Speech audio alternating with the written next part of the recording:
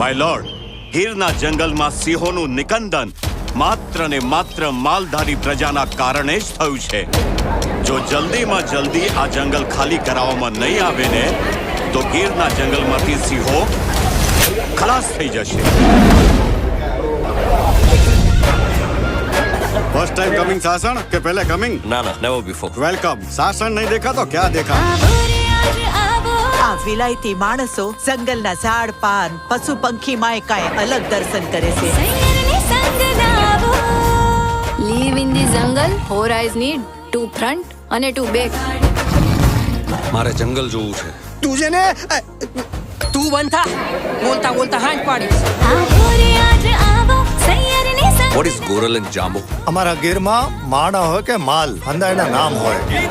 એમ તો આ જંગલમાં રહેવું એટલે થોડું જોખમ ભર્યું તો ખરું નહીં? શેર જેવું જોખમ આય નથી. અમે હંધાય પશુ પ્રાણી એક માના સોરુની જેમ જીવીએ છીએ.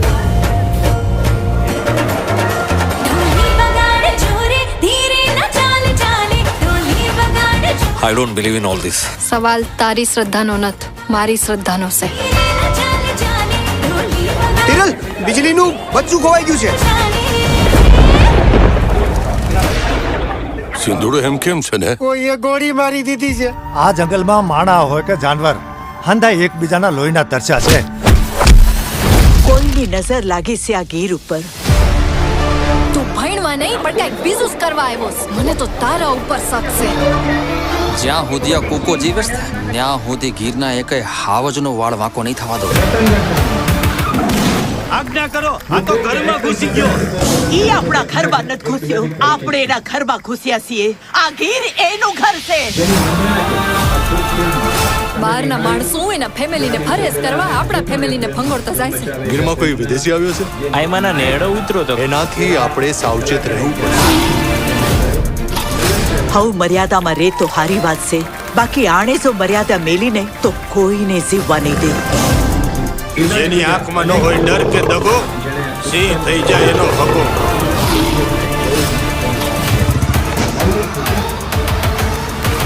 આ રહ્યું તમારું સાસણ સાહેબ. મેં તમને જે ગુજરાત બતાવ્યું એ ખાલી ટ્રેલર હતું. હો, આખું પિક્ચર જોવું હોય તો યાદ કરજો આ માઈકલને. હો,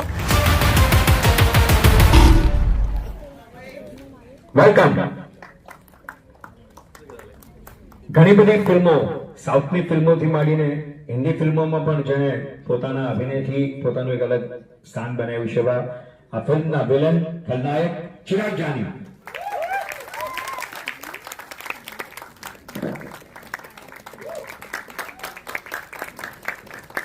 હવે પછી જેનું નામ છે એનું નામ બોલીશ એટલે ડેફિનેટલી મને ખબર છે કે આ ફિલ્મમાં એનું કામ જોઈને તમારા સૌની તાળીઓ વાગશે.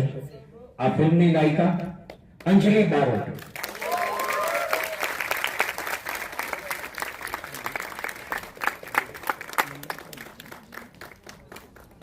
અંજલિ માટે એટલું કહીશ કે ભૂતકાળમાં એક ફિલ્મમાં એમને સ્ટેટ એવોર્ડ, ચબુતરો ફિલ્મમાં સ્ટેટ એવોર્ડ બેસ્ટ એક્ટ્રેસનો પણ લીધેલો છે. અને ફિલ્મના મુખ્ય અભિનેતા રેવા થી માંડીને અનેક ફિલ્મો જેમના નામે ખૂબ સફળતાપૂર્વક બોલે છે એવા આપણા સૌના ગૌરવ થાય તેવા અભિનેતા ભાઈ ચેતન ધનાની.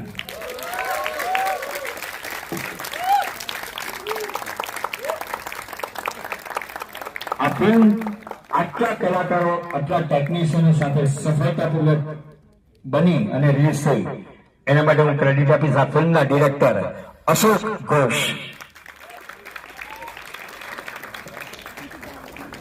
અને આ જગ્યા ઉભા એ કદાચ એક તાતડે બાંધવા શક્ય ના બને જો નિર્માતા સક્ષમ ન હોય, 56ની છાતી વાળા ન હોય. અને આ ફિલ્મને પણ એવા નિર્માતા મળ્યા છે કે જેને ફિલ્મ મજબૂત બનાવી અને મજબૂત રીતે એમણે લોકો સમક્ષ મૂકી. હું આપ સૌની તાળીઓ સાથે નિમંત્રણ આપીશ આ ફિલ્મના પ્રોડ્યુસર, આ ફિલ્મના નિર્માતા ડોક્ટર હિતેશ પટેલ.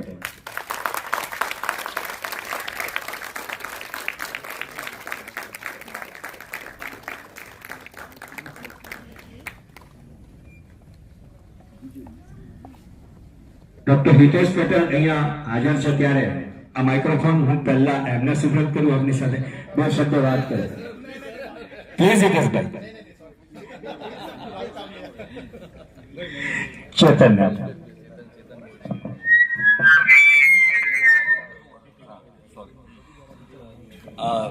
સૌથી પહેલા તો આપ સૌ અમારા આમંત્રણને માન આપી આટલા ટૂંક સમયમાં અહીંયા હાજર થયા છો એ બદલ આપ સૌનો ખૂબ ખૂબ આભાર.